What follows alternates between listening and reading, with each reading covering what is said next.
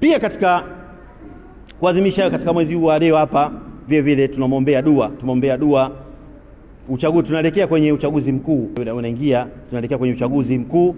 Kwa hiyo uchaguzi mkuu huo tunauombea ufanyike kwa amani katika nchi yetu. Na uchaguzi mkuu Allah atujalie asituletee maafa mbalimbali. Huo uchaguzi wa amani, tusemeni amin. Ni dua hilo. Uchaguzi mkuu vile tunaomba Mwenyezi Mungu atusitiri na mabala mbalimbali, na muhifadhi rais wetu Dr. Samia Suluhu Hassan, amuhifadhi na shari mbalimbali. Wale wasomtakia kheri Mwenyezi Mungu atupilie mbali, amkinge na mabala mbalimbali Dr. Samia Suluhu Hassan, rais wetu wa Jamhuri ya Muungano wa Tanzania. Na vile vile tunaiombea katika hafla hii ya mwaka mpya wa Kiislamu, tunaiombea nchi yetu amani.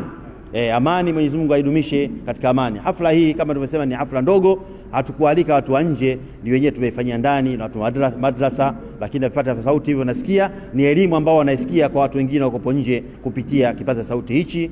Ni Sheikh Rajabu Mtuguta, mjumbe wa halmashauri kuu ya BAKWATA wilaya Kinondoni, na vile vile ni katibu mkuu wa Baraza la Kiislamu la Madrasatul Qamariya Islamia lililopo hapa Kurasini, na vile ni mwalimu mkuu wa Madrasatul Qamariya Islamia. Wabillahi tawfik, wassalamu alaikum wa rahmatullahi ta'ala wa barakatuh.